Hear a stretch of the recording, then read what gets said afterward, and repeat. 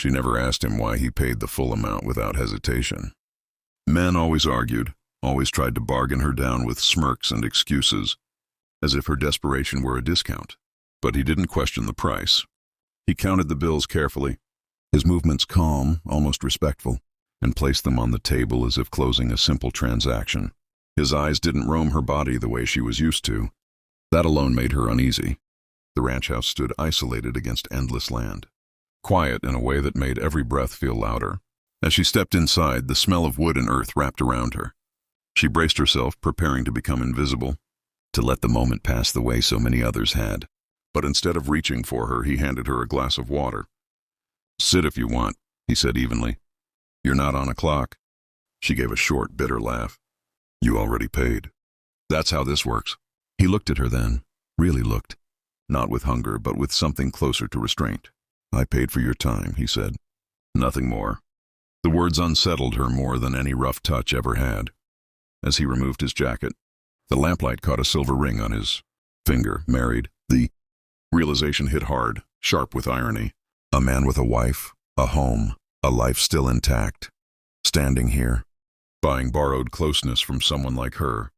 She turned her face away, so he wouldn't see the flicker of disappointment she hated herself for feeling. They talked instead of touching, about the land, the weather, things that didn't matter. Silence slipped between them, but it wasn't suffocating. When he finally moved closer, it was slow, hesitant, like he was asking a question without words. She let him, yet something inside her refused to shut down. Her gaze kept drifting back to that ring, a quiet reminder of a line neither of them should cross. Later, when the night settled deep and still, she lay awake while he rested on the far edge of the bed, distance carefully maintained. She stared at the ceiling, listening to the wind scrape against the walls, wondering why a married man would spend so much only to keep himself so controlled. This wasn't how it was supposed to feel. There was no rough urgency, no hollow rush, just an unfamiliar sense of being seen. And that scared her, because as she lay there, fully awake in a room that felt too honest, she realized this night would follow her long after she left the ranch. Whatever line he was trying not to cross, whatever promise that ring represented, it had already changed something inside her. And she knew with a quiet certainty that nothing about this deal would remain simple after tonight. Morning light crept softly through the thin curtains, turning the quiet room into something too real to ignore.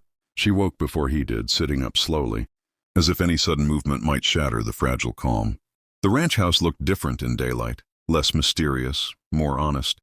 Just wood, dust, and a life built carefully over time, a life that wasn't meant for her. He was already awake when she stepped into the kitchen. The sound of coffee brewing filled the space, warm and familiar, like a routine repeated every morning long before she ever arrived. He didn't turn immediately, giving her space without being asked, and that small courtesy tightened something in her chest. "You can stay until noon," he said gently. "There's no hurry." She crossed her arms, unsure whether to feel grateful or insulted.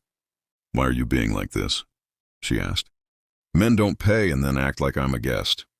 He finally faced her, his expression heavy with something that looked like regret. The ring was still there, catching the light, impossible to ignore. "Because last night wasn't supposed to go the way it did," he said. "And because you deserve honesty." She almost laughed. Honesty felt like a luxury she couldn't afford. But she listened. He told her about his wife, not a tragic ending, not betrayal, but distance.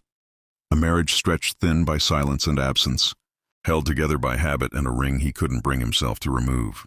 Loneliness had pushed him to make a choice he didn't respect himself for. And when she arrived, he realized he didn't want to take anything from her that couldn't be returned. "I paid because I didn't want you leaving here empty," he admitted. "Not money-wise. As a person."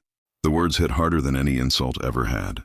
She straightened, anger mixing with something dangerously close to gratitude. "You don't get to buy decency," she said quietly.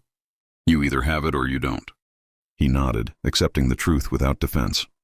When she left the ranch later that morning, the land felt wider than before. The money sat heavy in her pocket, but it no longer felt like shame. It felt like choice. She didn't look back, but she didn't need to. The memory of him, the restraint, the ring, the line he refused to cross, stayed with her.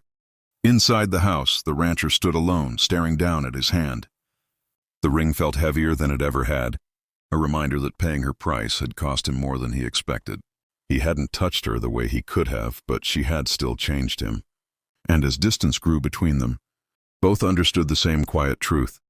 Some encounters don't need more time to leave a mark. They only need one honest night to alter the way everything feels afterward.